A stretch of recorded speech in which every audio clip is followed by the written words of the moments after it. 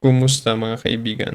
Sa channel ngayon, ipapakita ko paano i-download at i-install ang FFmpeg sa Windows 11.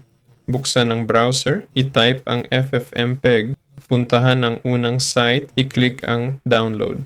Dito sa Windows, i-hover at i-click ito. Piliin ang full version. I-click at hintayin mag-download. Pagkatapos ng download, buksan ang file location. Kailangan i-unpack ito. Gumawa ako ng folder, tinawag ko ring 1. Ilipat ang file dito at i-unpack gamit ang WinRAR.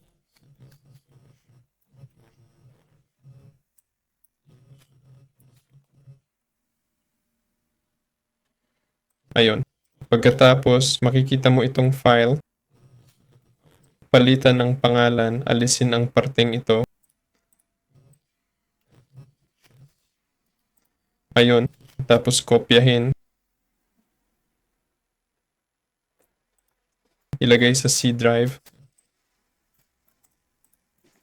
Ayun. Kailangan kunin ang path ng file.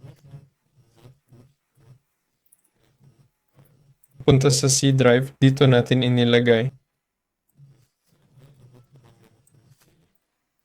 Ito ang path papunta roon.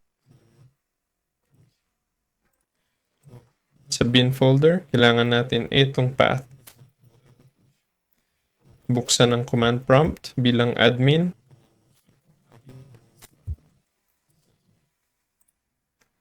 Ayun. I-type ang command na ito. Ayun. Ilagay dito ang path ng ating file.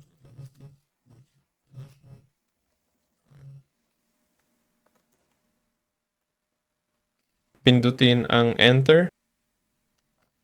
Ayun, na-save na. Pwede na i-check kung nasa computer. Type fmpeg version, tapos enter.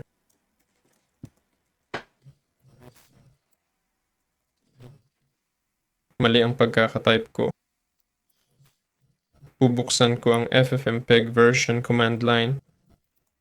Ayan yun lang yun. Ako si, like at subscribe sa channel. Paalam sa lahat.